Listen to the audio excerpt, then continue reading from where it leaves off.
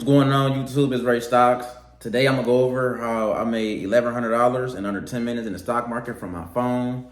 Yes, that's right, from my phone. And I just looked at the screen, I signaled it out to people. So without further ado, I'm gonna show you how I made $1,100 from my phone. I'm about to show y'all right here. So in my Discord right here, in the game section, I'm gonna go over this and show you how much people made. So right here, this is Google put. So put is basically what I'm saying is I put a contract in for Google saying it's going to go down. So you can make money if the stock market goes up, and you can make money if the stock market goes down. So I put an option contract in for a put. Think of it like when you put the phone down. When you call somebody, you want them to put the phone down. When they hang up, that's a put. A call is, I'm saying the stock is going to go up. And when you call somebody, you want them to pick up the phone. So that's call and put. So I have a Google October 24th, 2025, $260 put. I made 29%, and that was $1,140. So I bought 38 contracts of this, and every time the stock market went down in Google, I got paid. And then we have 240, somebody from 240, 245 on their account. And then this was SPY a couple days before. I had 7%, $467. And then this Shades right here, he made 235%, $76,000.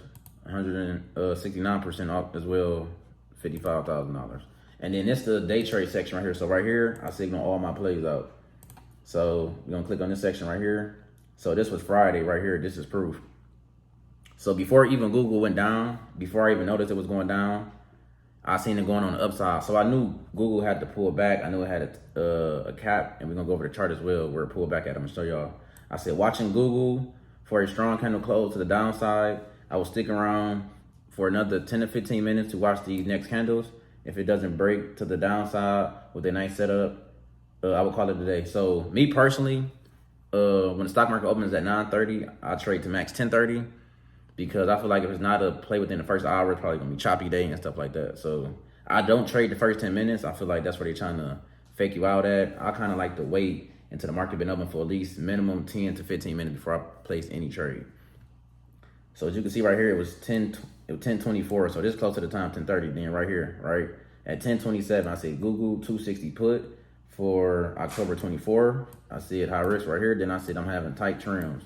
So when you trimming in the market, that's basically like imagine going to the barber shop and somebody says trim your like they want to trim on their hair. If I want to trim my hair, I want some of my hair cut off, but not all of them. So that's when you taking risk off your contracts, taking profit. Then I said green here. Right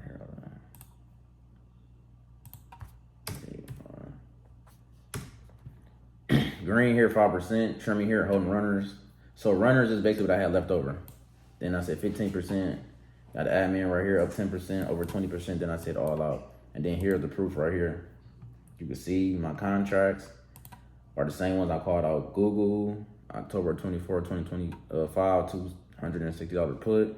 There go 29%, $1,100. So I'm literally telling you live in action when I'm getting in, when I'm getting out, and also do voice records as well.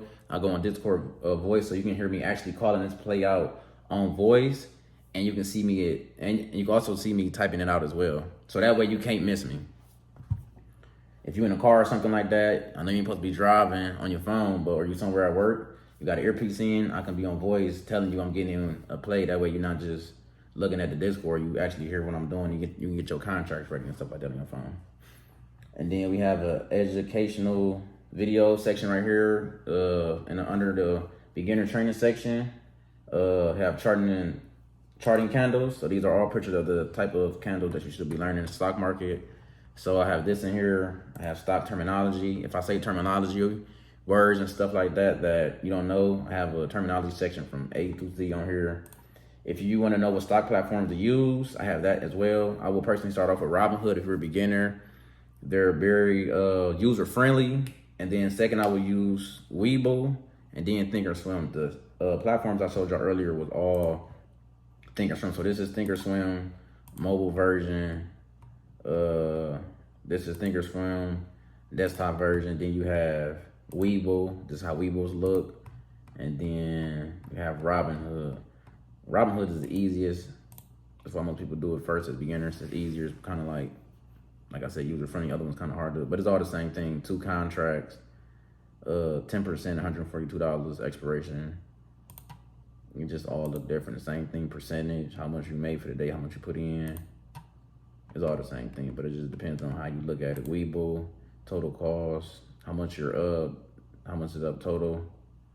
So it all just depends on how you like it. Me personally, I started off with Robinhood for about 2 years. Then I moved to Webull. Then I used Thinkorswim. Robinhood, to me, is very user-friendly, but it kind of glitches a lot for artists to try to day trade. I wouldn't try to day trade on Robinhood, but if I had to learn, I would start from there, then work my way up. Only thing I would do on Robinhood is buy shares or leaps. And that's about it. I wouldn't personally try to day trade on it. If I'm day trading, I'm using Webull or Thinkorswim. And then also do swing trades as well. I'm not kind of swing trading right now because I got to, in my personal opinion, you never know what can happen in the market now. Trump can say a tweet and everything goes down with China, so you can lose an overnight position. And you want to be in a position and the stock market close and something happens with news, tariffs news, and then it sends the market up or down, and you wouldn't cause for puts and going the opposite way because off a tweet something happened. So that's why I've been staying away from swing trades right now until Trump figure out what he's going to do with everything, and everything kind of died down. So I kind of stayed away from swings. And here's my leap option section as well. So leap options are contracts you buying for at least 2 years out. You holding them. So I call those out as well. And I also tell people what stocks to buy. I tell you what stocks to buy, what cryptos to buy. If a play is high risk, I put it in there. And I even chart the stock out for you. Even if you can't understand it, I'd still try to show and tell people why I'm getting in the stock. Even if you don't know how to read a chart, I want to at least explain to you why I'm getting in. And when the play does work, you can see, okay, you can start understanding a little bit, and the picture's right here. So here's screenshots of everything that I use when I show people what I'm getting in out of, and I show also where I'm getting in at, where I'm getting out at, my price targets. And yeah, that's pretty much it. So if you have any questions or anything like that, we also have the stock chat room right here. So just where people can ask questions at. You can free to ask it. If I don't know it, somebody else will help you out, or don't be nervous to ask a question because the same question you ask, somebody else could possibly have. So right here, we're talking about earnings. So this week we got Waste Management, which is going Visa, PayPal,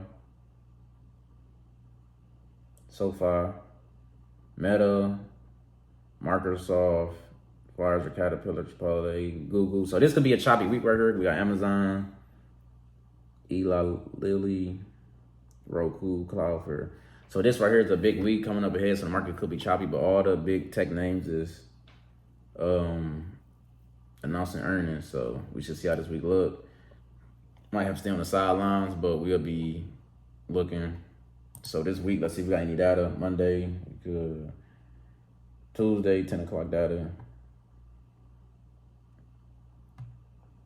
Wednesday will be a choppy day. Whenever you see Fed Chair and Powell press conference, just know the market's either about to go up or the market's about to come down. So we're going to see if they're going to lower interest rates, keep it the same, or inflation. So we're going to see, then they got to see people with jobs, everything like that. So 2:30 p.m. Wednesday is a for sure day not to place any trade. I will wait till data comes out and then trade the next day. Thursday. We got Thursday, we got 8:30, we got GDP reporting. Friday.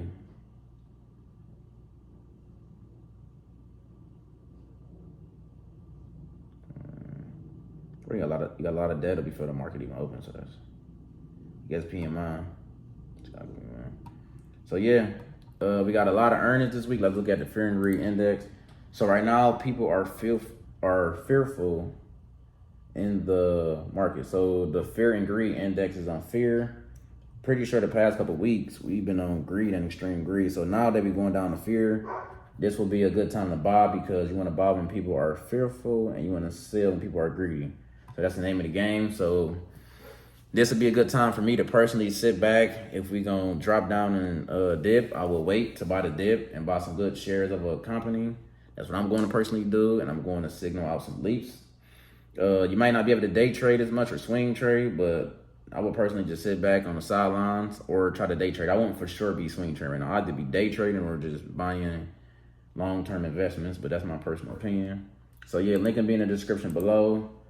Like, share, subscribe to this video. And I'll see y'all next time.